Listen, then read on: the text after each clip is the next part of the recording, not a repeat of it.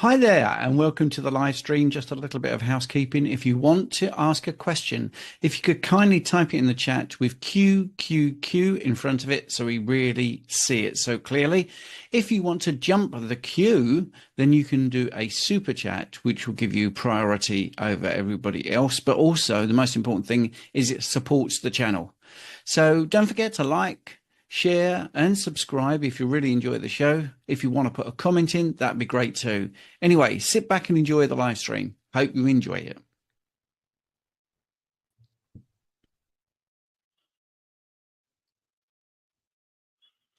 Well, I don't know what you thought of that, but that's my little new thing, just to sort of get away from saying the same thing time and time again. Welcome to the live stream. It's 7 p.m. in state-controlled Britain, and it's very nice to see a few people have already asked some questions, which is great. Obviously, you will see it's just me in the studio because Richard Smith is currently in Spain. He's giving a talk out there. He was brilliant at the Keto Brain Health Conference yesterday on Saturday, which is great. It's Sunday today, obviously. So it's just me, folks. So I think there is a couple of questions that relate to Richard. I do apologize that he's not here. So maybe I'll sort of give you a quick go over, and then maybe we can sort of flesh that out, I should say. So I'm obviously moderating and also doing the questions myself tonight, so do bear with me as I go through the questions. There are some super chats, so both Dennis and Mark, I will get to yours first, and then we will go to the questions that are slightly before. But anyway, so the super chats, as I said in that video just then, the introduction video, will get you to go ahead.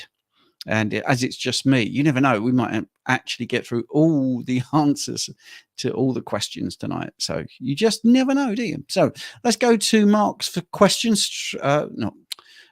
Dennis has actually given me a £5.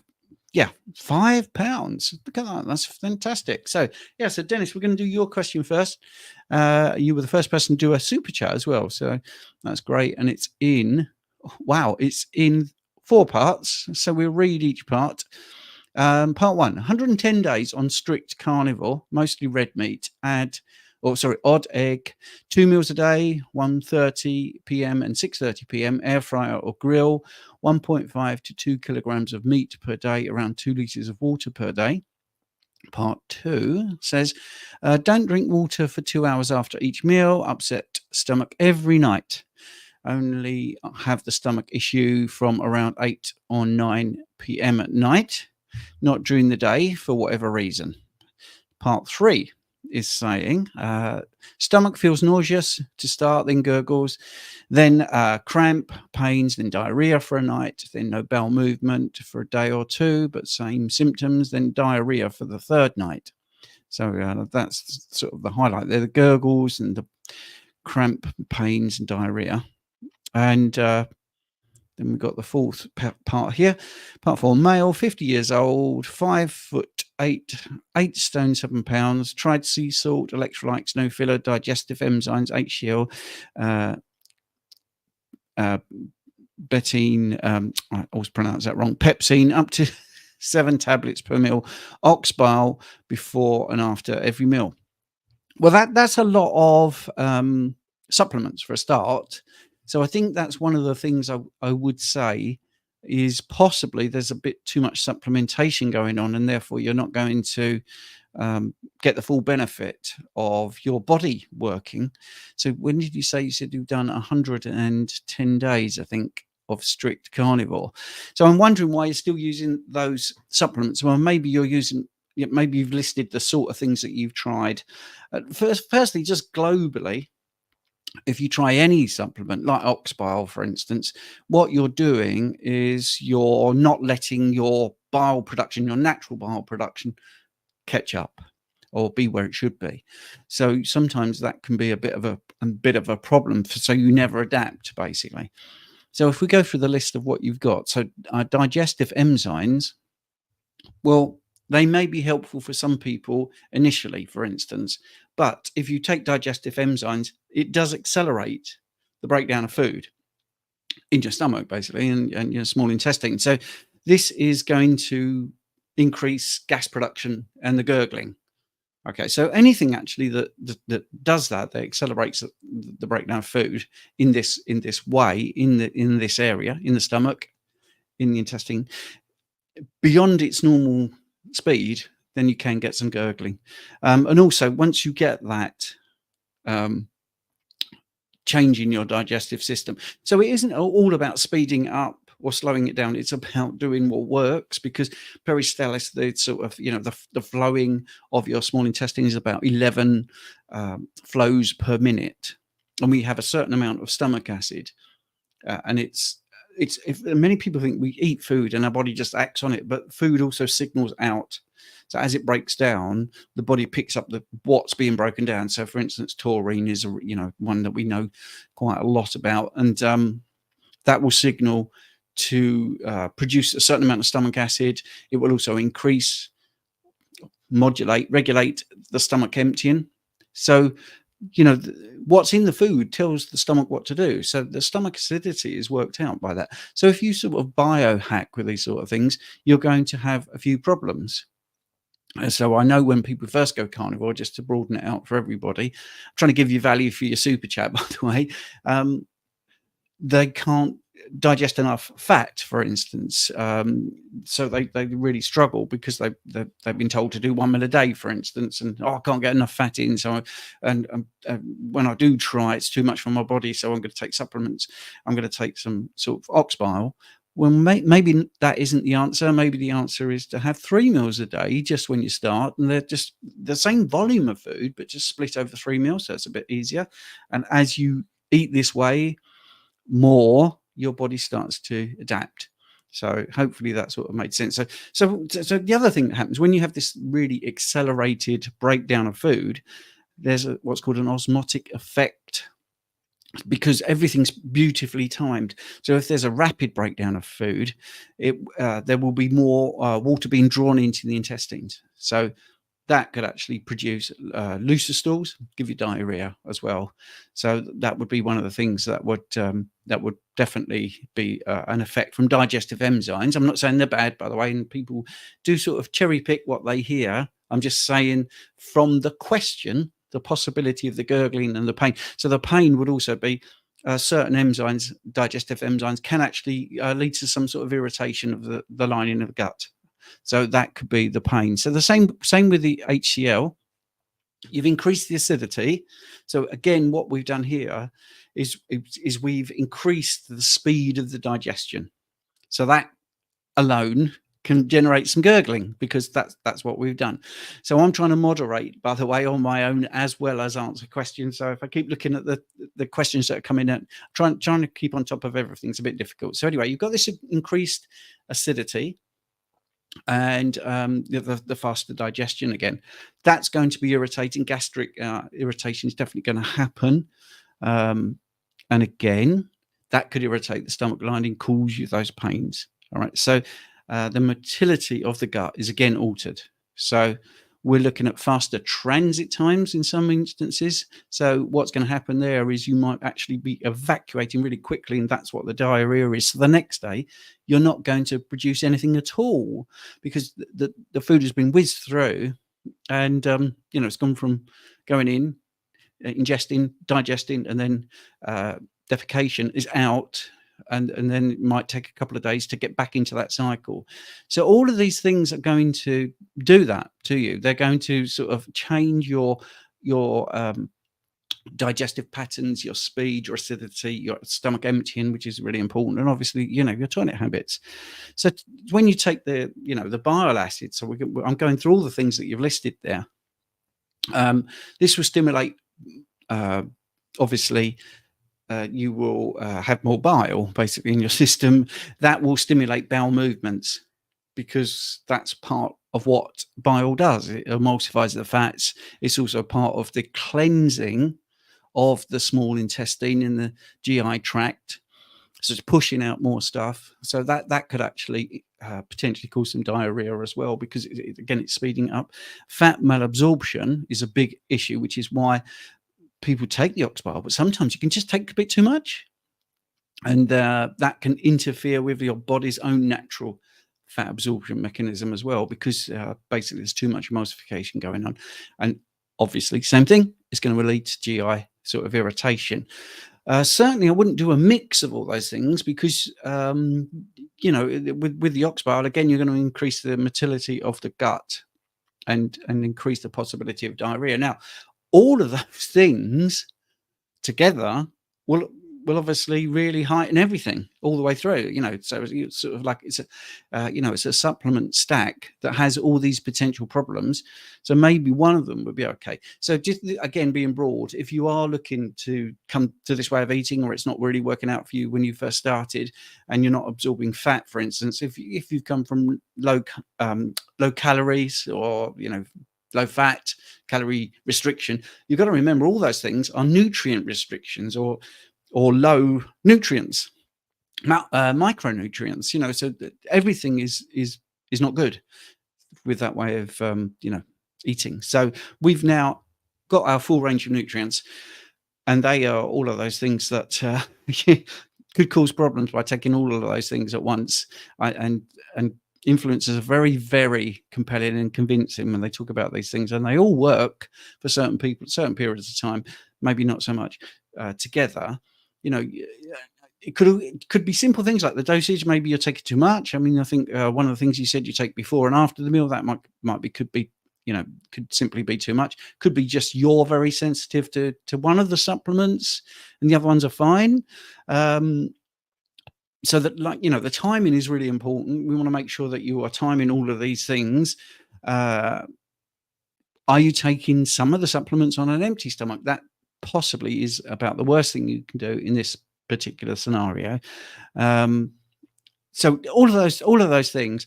I mean, I don't like to talk about my consultations, because this is not what this is about. It's a free, or a super chat obviously is a sort of voluntary payment that someone's made, which is great, and I really appreciate it.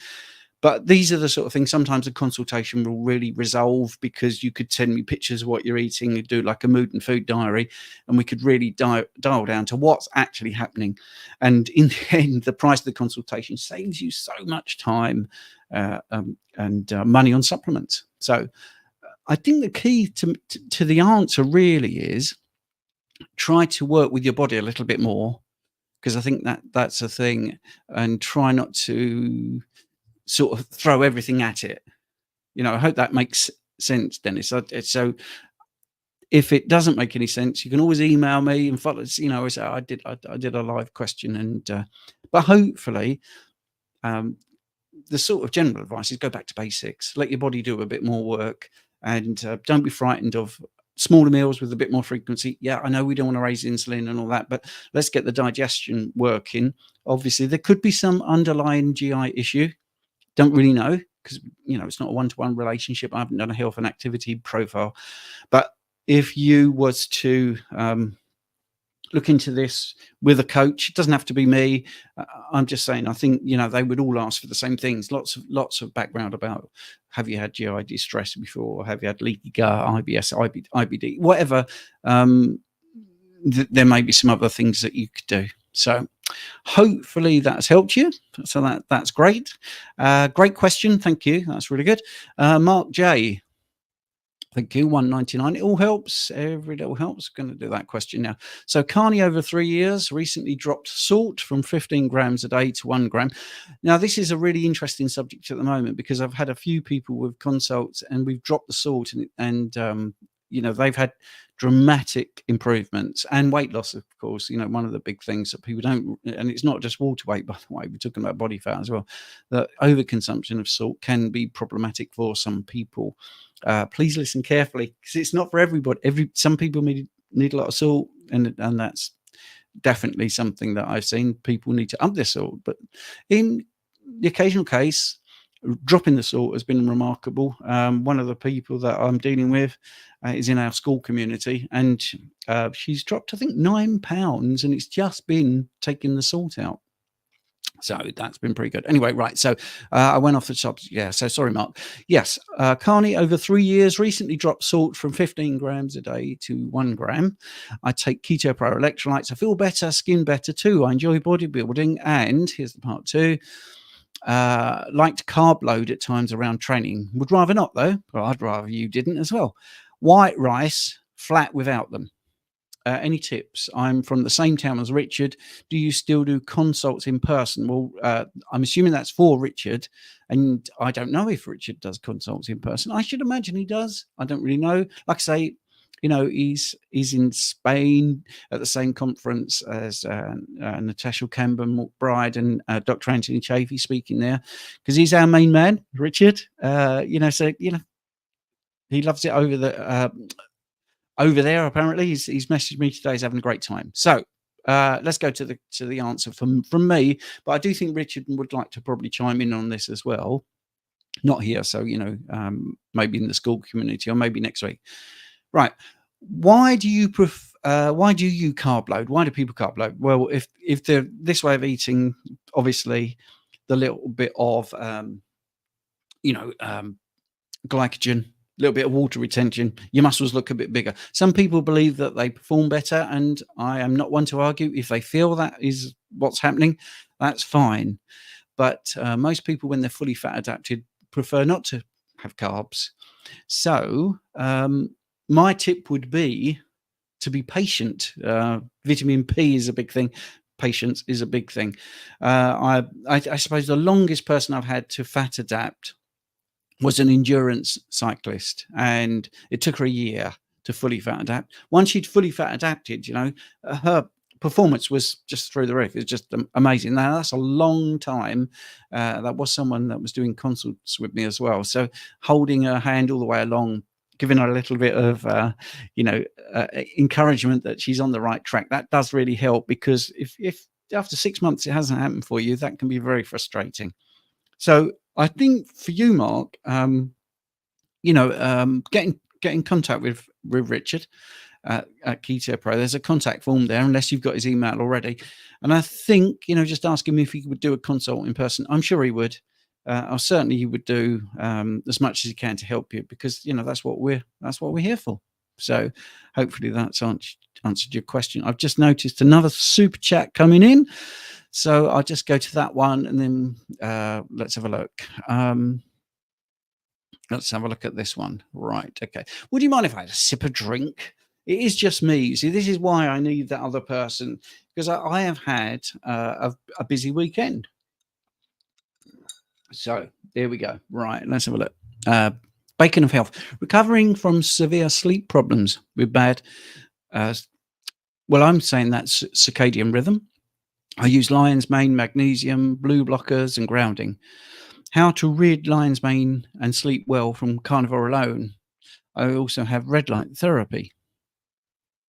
Well, I mean, I think this is one of the things where you need to experiment. I might have a document about this. I might have a PDF. Let me just have a look if I can get it. On my own, it's a bit difficult. Let's see if I can get it. I don't want it to be too boring. If I can't find it very quickly, I will get on. So yeah, it's a bit rude to keep looking at the screen. If it's helping you, why do you want to get off it? Is it because you feel that you want to just do things more naturally, which I totally understand? If you've got bad circadian rhythms, what does that mean? Does that mean that there's a work problem causing you to have bad circadian rhythms, or is it you just don't feel that you're operating correctly? One of the things I would say is try to get into good habits. That's the first thing. When you have trouble with sleep, these things help. All the supplements help. I suppose this is going to be a theme from the first 20 minutes about dealing with your body and trying to get more back into nature, rather than dealing with supplements, for instance. I'm not anti-supplements, as you know. But anyway, sleep. One of the things I think is really quite a root solution is to get into a habit. Right? Your body does like habits. Okay, in this particular instance, when we're talking about sleep, so I would try to go to bed at the same time, and I would also try to get up at the same time, but regulate it with trying to get up when the sun is coming up, rather than always at 7 o'clock. That would be the first thing. If that doesn't work with your lifestyle, if you go to work and you've got children or family and stuff like that, and you have to get up at 7 or 6:30 to do the kids' breakfast or something, that's fine, because that's a habit of a different sort, and that will still work. Then when you get to, nighttime, try to keep away from devices. I know everybody probably in this room has heard all this, but just in case you haven't, or you need a little reminder, keeping away from blue light. So, for instance, I now have a screen that's a blue light blocker built in, which is fantastic. Is more difficult to read, strangely enough, but I haven't adapted to it yet. Keep away from mobile phones, devices, tablets, everything like that if you can. Try not to trigger yourself. Try not to have bright lights on, fluorescent lights, all those things that can disturb your patterns. You want natural light if you possibly can, or as much as you can, getting into your eyes, or lack of artificial light getting into your eyes as well. I think that would be good. Try not to have stimulants before you go to bed. So, for instance, I do have a cup of coffee there. I'm decided to have 1 or 2 every so often. That's a decaf, a Swiss water decaf. So don't try to stimulate yourself. Even tea has caffeine in. And what I would do is I would continue with the blue blocking and the grounding. Recently, we've got a grounding sheet on the bed, and we also test the grounding sheet to make sure it is still working, which you can get a little meter to test it. This is the second one we've had to send back because it stopped working. So I would always check all my grounding equipment, but obviously the best way to ground is to get outside barefoot and all that. Early morning sunlight is excellent, especially if it's barefoot, even in the cold. A little bit of cold therapy is not going to kill you, it's going to make you stronger, actually. So the grounding blue blockers, that's really good. Magnesium, I suppose, of the things that you've mentioned there, lion's mane and magnesium, I would probably keep the magnesium in. But some people that doesn't work because it gives you other issues. I think the sort of the NGF that's coming from lion's mane, the nerve growth factors, neurotropic effects, basically. I think it works for some people, but if you feel like you don't want to use it, I definitely get that. And the red light therapy, again, that's looking at your metabolism, and all these things should really be helping you, but maybe you're just timing it wrong. I think that's one of the things I would say, is to sort of go back to as basic as you possibly can, a nice regular rhythm, and look at some good habits, create some good habits. Don't drink too much throughout the day as well, because if you're getting up at night to urinate, then you are drinking too much, because that's breaking your sleep cycle, or you're drinking too late in the day. So I would look at that, the old thing about, oh, granddad, I'm not having any tea. I can't have tea past 6 o'clock in the evening. Well, that's because, your bladder control and your body does actually get to the point where it's not so easy to hold it in, and therefore you have to get up, and that will disturb your sleep, and it's a very vicious cycle. So you need to really look at your urine. We've got a question about urine coming up. If your urine is clear, then you're drinking too much, and that will have a knock-on effect. Peeing at night is not a healthy habit. That's not a good thing. So look at all of those things, and hopefully that will be helpful. I'm going to go back to the live questions now, if that's okay. We've got people here helping me. My Food Addiction is saying, don't forget to hit the thumbs up for our host. Thank you very much. Yes, please don't forget. That would be really great of you. And we're going to go to, I'm just going to double check that there's not another super chat, and we'll go back to the order that we were in. People put their questions in before we even started. So that was great. So, family. So I wonder if that's just the surname. Is it like Mr. and Mrs. Owen? Family. Anyway, how much water did modern hunter gatherers drink a day? How about our ancestors? Do we have any evidence of how much water they consume? How much do other wild animals, carnivores, consume in comparison? That's the question there. Like I say, do excuse me for moderating this so slowly today. I suppose it's very difficult to tell you across the board, I think we've got the Kalahari Desert. The people that live there, they drink. It's a desert. They drink as little as 1 litre of water a day, and they're doing fine. Now they're in a desert. Okay, so but they drink to thirst, and we talk about this all the time on this channel, or I certainly do, because a decade of doing bloods aren't just bloods. I mean, bloods are sort of like fecal studies as well, in urine analysis. And most people who fall for the 2 litres of water or 8 glasses of water a day myth have problems. Your urine being clear is not what you want at all. It is definitely not what you want to do. You need it lightly straw colored. If it's dark, then you are not drinking enough. And if it's clear, you're drinking too much. So we want it to be straw colored. And so when you look at people that aren't affected by mainstream media and the World Hoax Organization and all those people, they don't drink 2 litres of water a day at all.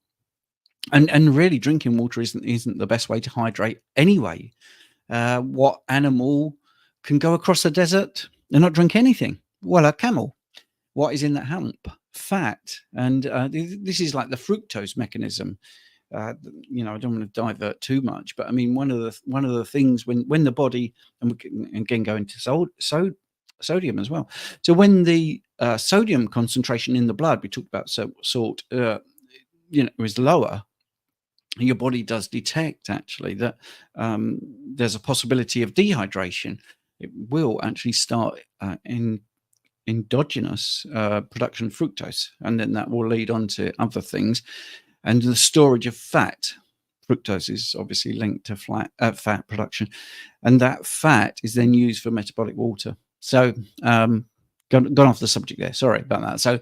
So yes, people in the Kalahari Desert, that's hot, drink about 1 litre. Our ancestors' water consumption was the next question, wasn't it?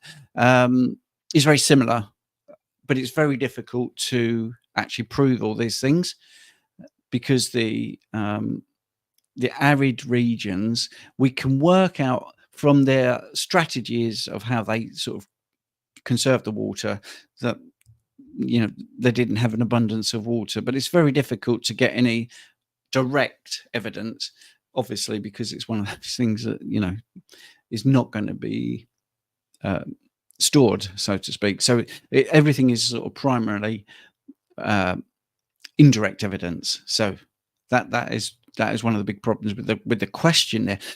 So when you look at wild animals, but we could look at things like that. So lions, for instance, they go very many days actually without drinking water, especially if they've just eaten. So when we talk about ribeye and we talk about what is a ribeye made of, well, if you look at a chunk of meat, 71% of that is water. So a lot of water is coming from what we eat. So we see that with lions, for instance. Okay. But again, if you look at animals that are a bit more notorious for drinking, like cheetahs, again, if there's an abundance of prey and they're successful, they don't tend to drink that much because they're getting it. So they do go by thirst. All right. And, as I just said, like the desert adapted animal, like a camel, you don't see much water being drunk at all. They have this physiological adaptation, the hump full of fat. So I think that might have answered that question. I hope it did. Like I say, with the water consumption, the 2.5 litres, 8 glasses of water. I mean that comes from a report by a gentleman called Ansel Keys, actually, and it was actually a good report. He was doing it for the army, and he was working out their rations to go into battle. And the idea was that it would be the minimal thing for the American forces or the soldiers to take into battle. Well, that makes total sense. You don't want them lugging tents around and all this sort of stuff and tons of Evian. So he actually said in the report, or researchers did, that the human body needs 2.5 litres per day. And what was always that's cherry picked. So all the bottled water is still controlled by people like Pepsi and Coke and Nestle and all that. They do a lot of the bottled water, so there's a lot of money in it. The next part of the study was often dropped from conversation because it said, but we can obtain that water from the food that we eat. So that's what I was saying about the ribeye. You see, I wouldn't have to really drink water if I'm having a nice juicy ribeye twice a day. I would be able to do that, and that's metabolic water as well, which is very low in deuterium and lots of other good things. So, right, getting to the next part of that question, I heard Dr. Cybers say clear pee means peeing out electrolytes. Well, actually, it becomes clear. And the more you drink too much, yes, you are flushing out electrolytes constantly if you drink too much. It's one of those things which is really strange, actually, because it seems counterintuitive when people are new to this way of eating that, drinking too much can sort of dehydrate you. But overhydration is such a problem for the body because it puts your blood pressure up, for one thing. It will excrete as much of that water as possible. So for those that, let's say I had a blood pressure test and it was low and I was at the physician's, the doctor or the attending nurse or whoever would ask me to drink a glass of water. So I would get my liquid, and this is my excuse to have a drink. And I would drink a lot of it, though, not like a little sip like that. And that would put my blood pressure up. That works every single time. Absolutely every single time. So drinking too much water is easy to do. The Boston Marathon, the stats are that 11% of the runners at the end of the Boston Marathon, so after running 26 miles, 11% are overhydrated, dangerously overhydrated as well. So we need to drink to thirst. We need to get back to that. Should our pee always be yellow? What evidence do we have of the hazards of pee? So again, we're talking back to going back to tribes and stuff like that. So they're in Tanzania, hunter-gatherer tribe, and there's not much information about the urine. It's possibly more concentrated because I doubt that they are into this drinking lots and lots of water. So it might be pale yellow rather than straw coloured. So I don't have that information. I would imagine that would be the biggest difference. The concentration of urine is actually slightly higher with this way of eating anyway, because there's less water retention. So if you're carnivore, you might find that you actually have more rapid urination, and you also have better evacuation actually. So it can really be a good thing. So yes, straw colored is good. I'm always saying straw colored is good. Lightly straw colored sort of is roughly where you should be, but we don't really have the evidence of the heads of pee. Sorry about that. Ribeye Rob was just the next person telling people what to do. So anyway, family, that was good enough answer for you, which is excellent that you asked that question. Right. High intensity. This is what we're going to talk about. High intensity interval training, or HIIT, as most people call it. Can you explain the mechanism by which high intensity interval training is good for us, in inverted commas, in terms of completely optimal health and longevity? How do high intensity interval training cardio intervals promote a longer life as opposed to just walking, which is low stress? Which, is a window into why you've asked this question, because exercise is a stress.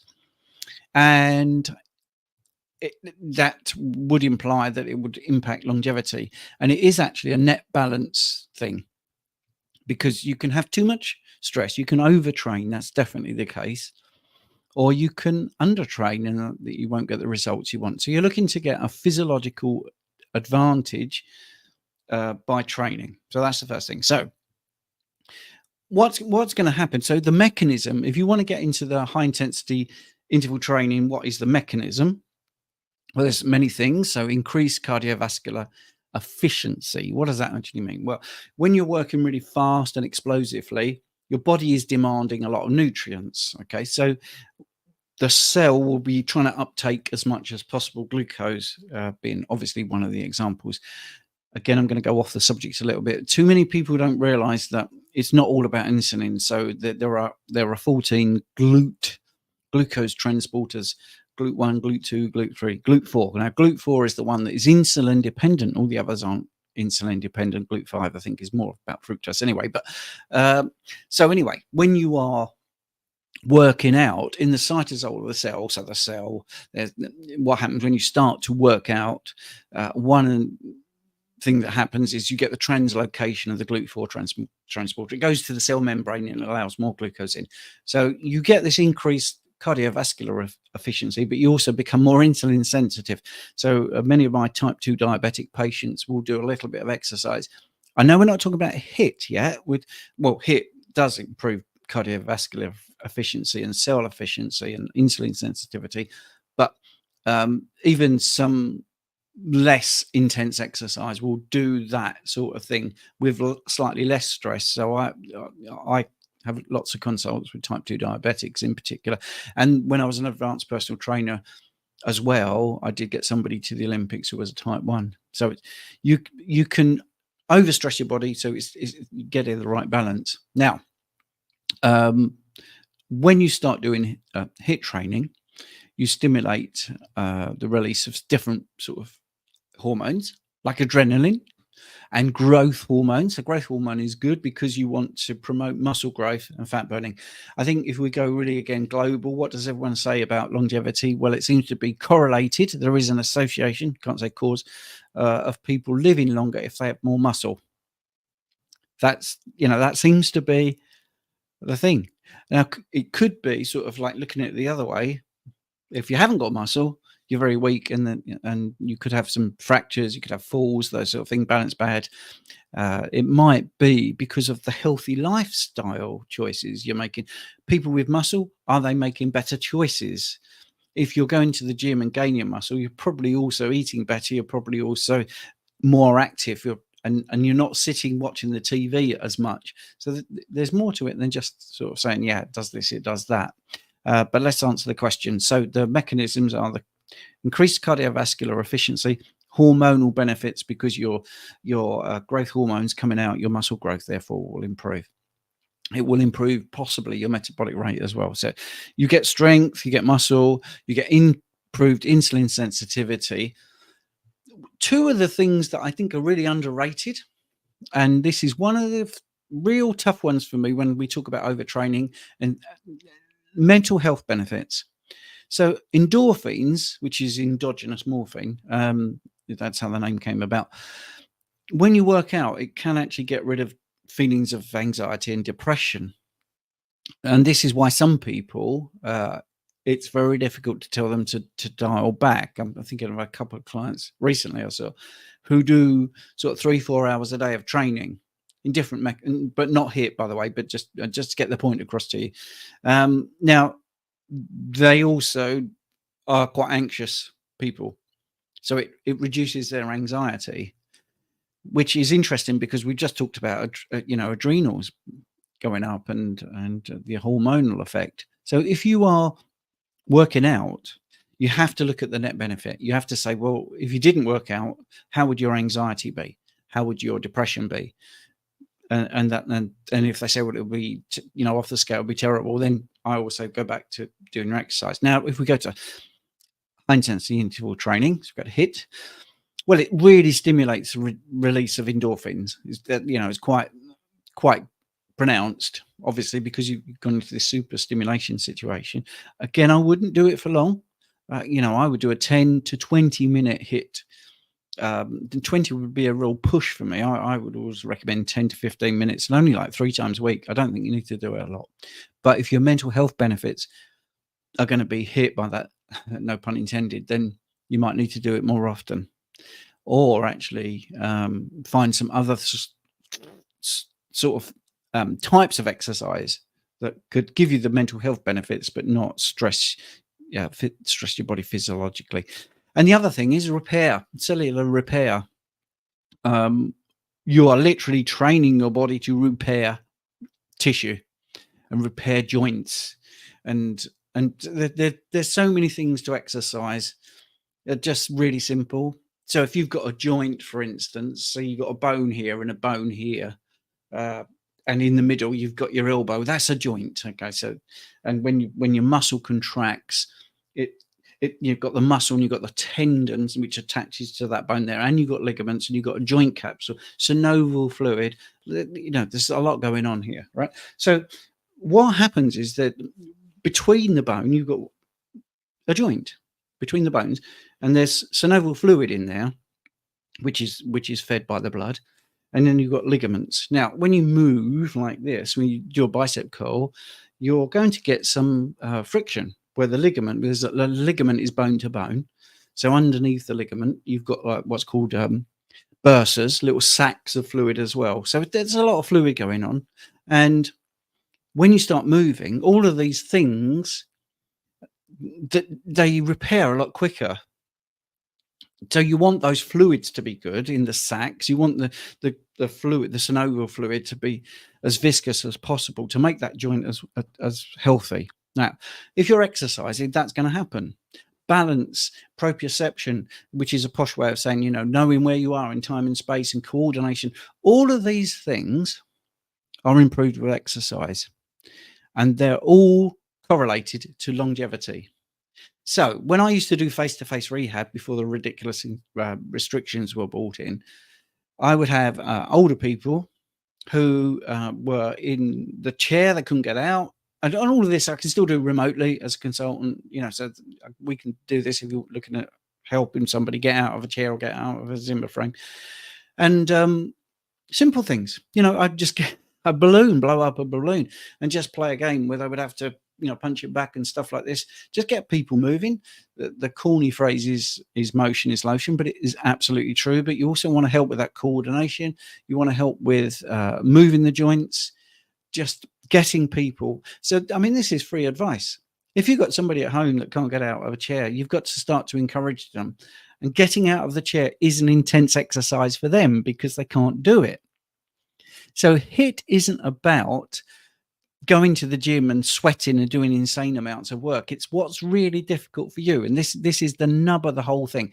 If it's intense for you, that is an intense workout. And let's say you're sitting in a chair and you can't get out of a chair. It's really difficult. Well, then you just try and encourage that person safely to try and do it. And maybe do it 3 times in the space of 5 minutes. And that is a high intensity interval training session for the person that finds it really difficult to get out of a chair. You've got to be safe. You don't do it if you don't know much about health, and you get somebody in to help somebody like that. But it can be done. And there's plenty of stuff online about this.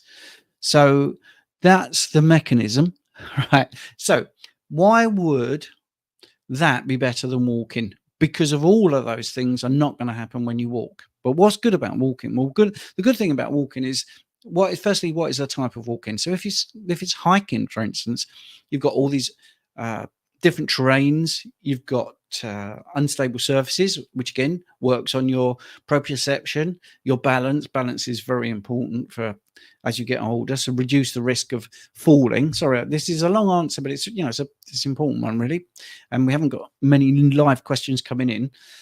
So walking is fantastic because you're outdoors. Going back to the question earlier about circadian rhythms, you are seeing the sunlight or the sky or clouds or even inclement weather or cold, and your body will be trying to keep you warm and make sure your temperature is correct. And again, if it's a sunny day, it will be regulating your temperature. So walking is what I call, and many other people call, just sort of incidental exercise. It's not a physiological response that you're after, but you will get some benefits. You're not looking to get bigger muscles or stronger joints. Those sort of things may happen, but it's not that likely. But people that walk won't look as good maybe as somebody going to the gym, but they might feel better because they're outdoors more. They're getting a nice workout mentally. Most people tend to walk on a social basis, but even solitary walking will be good for the soul. So I think the walking has its place, but if you was to ask me what I should do, I think HIIT would just HIIT high intensity interval training would possibly be the sort of the one thing that I would recommend compared to walking. But I would not say that walking is that bad either. So what is bad is neither of those things. So if you're doing nothing, if you're just sitting in your house and you don't do any form of exercise, you've just got to start moving, because in the end, movement is the thing. That's what you need to do. Even if it's just moving around the house, getting out of the chair, moving around the house, trying to be better than you were the day before. So don't just think, well, I've walked around the house, that's it, I've done it, and do it every day, because what happens is your body is really smart, it gets used to it, and you'll end up not having any further improvements or adaptations. So you got to push it a little bit, which is great. It's a great thing for you because it gives you a goal and something to do. So hopefully that was enough of an answer for you. So we've answered this thing about the gurgly stomach. I'm just going to move ahead. Let's have a look. So what have we got here? Oh, yes, we've got Mark J. Have we answered this one? I don't know. I don't think we have. Hands up, who thinks we have? Apart from the occasional carb load, I'm strict. 5'11", 185 pounds, 10% body fat, eat 3 pounds of beef, 80-20, so it's 80% fat, 20% protein. Ribeye, 6 eggs, half a block of butter, but barely maintain weight.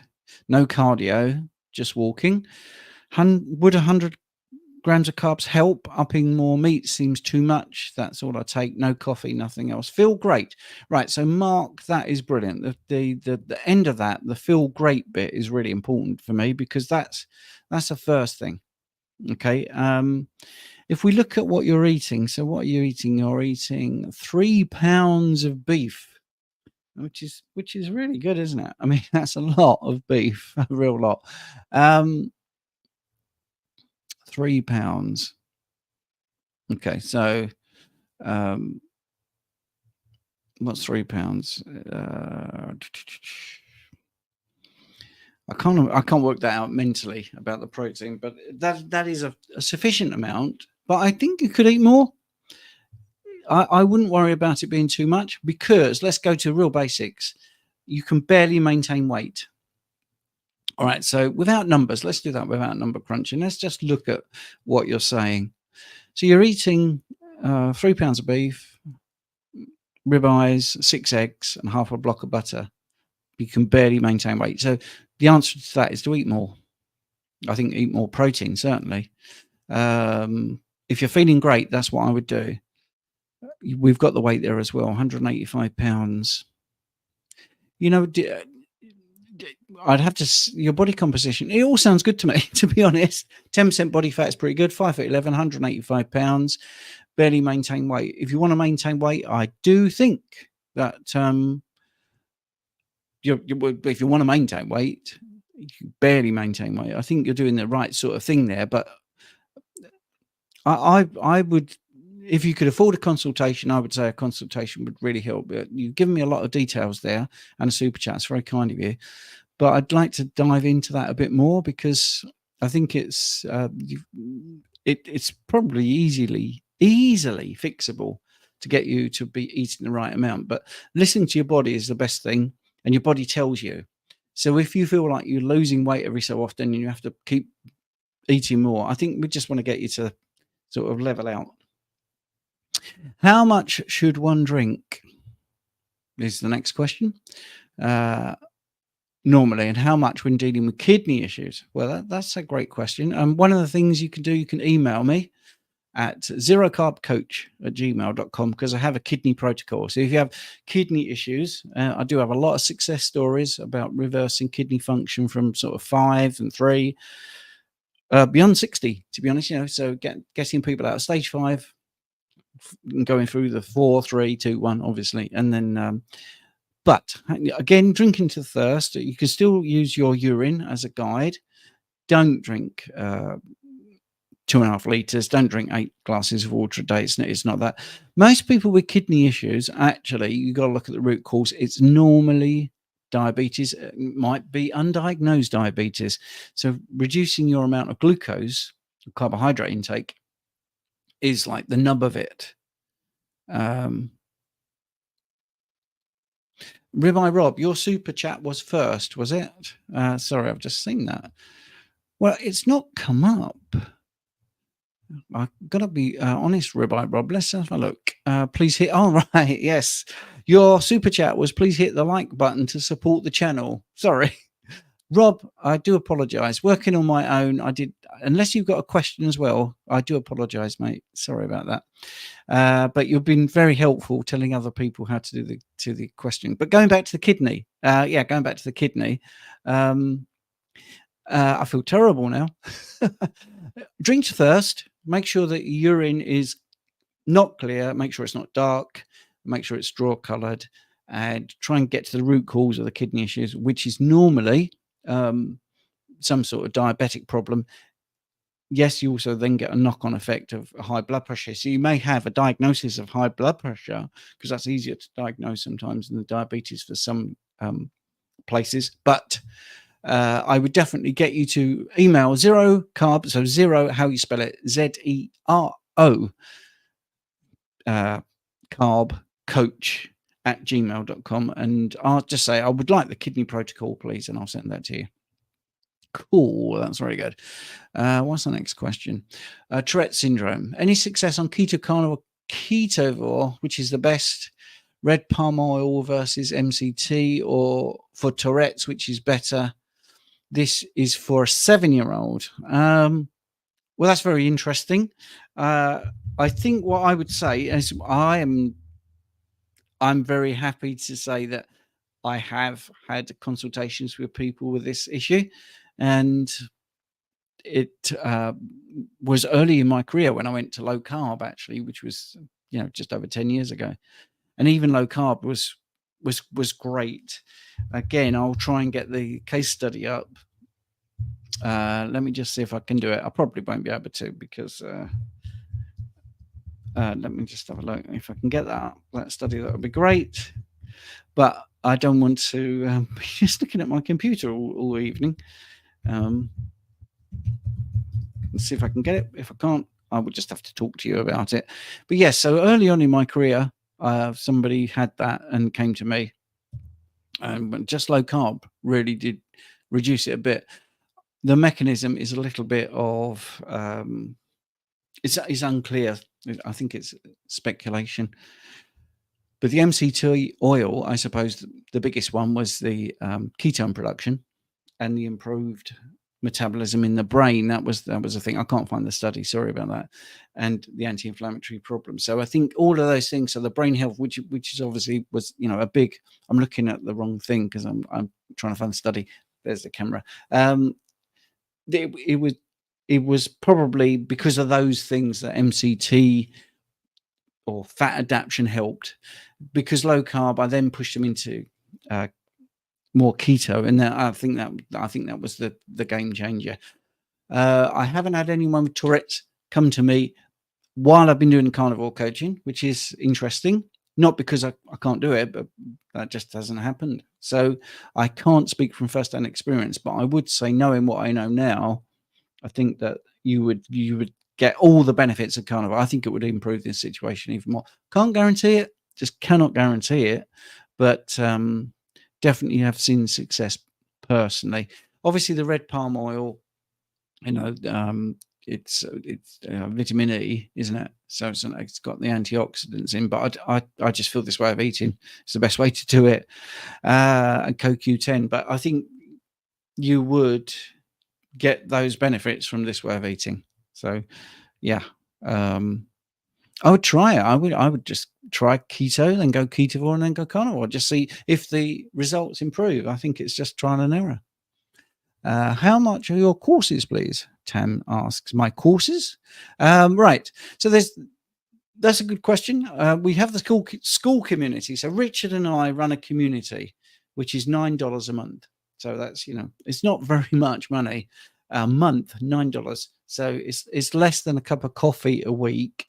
I will put a link in the chat. It's also in the description to this video. And you can join at the end of this, because I do an extra 30 minutes after this finishes. So that has a live question and answer session every single Monday for an hour, every single Monday night. But you also get playback, so you could leave your question like this, and if you can't attend, you still get your question answered.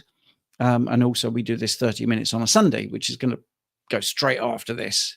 So that's that. If you're looking at consultations, you can go to the website, www.theukcarnivore.com/booking, because depends what you want. If you want blood analysis, if you want personal training, if you want to do a block booking, because that's good for accountability rather than booking an initial session. And if you do an initial session, that's slightly more expensive than a follow-up, because obviously a follow-up, I've got all your details. So just look at that on the website. Dennis, I started taking the supplements when I was having the same symptoms. When I was taking no HCl or Oxbile, I've taken none today. Same problem starting. I think it is one of those things, Dennis. I know that this is going back to the question at the beginning. It's going to be a period of adaptation and a little bit of trial and error as well. So I think we've got Tom here coming up with a thing about Tourette's as well. Dr. Baker has an interview with a lady who used carnivore to treat Tourette's. You know, this is the thing. That, you know, because Sean's platform is, I don't know, 100 times bigger than the school community, there's the chances of somebody having Tourette's in that group is obviously bigger. So, yeah, I think you will find, I think if you did a search of success stories for Tourette's with carnivore, you would find a few people. And you're right, Tom. I think just getting into ketosis is one of the reasons. Like I said, for the less inflammation, ketones to the brain, all that. So let's have a look at this thing here. This is a nice final question. I think this is all we've got time for. I'm going to put a link to the school community. I'm going to do half hour over there. But Zinc 316, would the occasional keto-friendly food be detrimental while adapting to carnivore, missing sour pickles and kimchi? Well, yes, it would be, but I would rather you do that than give up completely. And this is one of the things that I'm always saying about carnivore. People say I'm strict carnivore, I'm sort of carnivore-ish. That's fine. If someone comes to me and says exactly what you just said, I want to be carnivore, but occasionally have a gherkin, you know, and if you don't have a gherkin, you're not going to be carnivore at all. I'd much rather you have a gherkin and be carnivore most of the time, because in the end, you're still going to be better than 95% of the people on this planet, maybe 98% of the people on this planet. I have no studies to prove that, but I'm just saying that's how I would look at it. So, yeah, do it. Is it going to be detrimental? Yeah, it just keeps your foot not fully in the carnivore camp. So when you're looking at your adaptation of your gut microbiome, when you're looking at adaptation of how much bile production you make, how you manage your blood glucose, it's going to have a little bit of an effect. But it's, you know, to be honest, I think we become so robust that we could, especially the longer you are sort of mainly carnivore, the easier it is to have those occasional things. But in saying that, if you are sugar addicted, for instance, don't have, this is just broadening out the question, don't have anything that's sweet, because it might push that addiction a little bit too far. And that's pretty nailed on, I think. So I am now going to get the school community link. If you want to join for the next, 30 minutes, you can do that. If you're not a member of school, there's already going to be members over there waiting. I'll put the thing in the chat for you if you'd like to come over and become a member. You could try it for a month. If you don't like it, you're not tied in. You can just try it, and if you don't like it, you can just leave. It's that simple. I think you'll like it. Going back to the question about courses, we have loads of courses. That's the thing. We have loads and loads of courses. So I'm going to just do a screen share so you can see what happens if you do join the school community. So let me just share that screen. Let's just do that. Get that window up. So if you go to the school community, what will happen is you will see this, and you will go to the calendar. Go to the calendar, and you'll just click on 8 p.m. question and answers. And here's the classroom. You see, if you remember, you get all these courses: free keto course, 19 tips to going carnivore, thyroid. All of these have free, well, not all, but most have free ebooks. Actually, I have done one for 19 tips. So that has a free ebook. That also has a flip book, which is amazing, completely free. All about dairy, all about fruit and veg, all about protein, problem solving. And then there's other things you can do. That's a paid for, the Last Thing, the Fat Club. Richard and I, if you want daily guidance, you can sign up for £25 a month for the Fat Club. So that is the Skool community. And also you've got obviously community feed as well. So I'm going to just stop sharing that. And the link is in the description. So thank you everybody who has been watching on YouTube. That's great. Sorry, it was just me. If you want to join us on the Skool community, the link is in the chat. If not, have a good evening. Hope we enjoyed this hour. And next week, we'll be back to normal, full strength, myself and Richard. Have a good evening.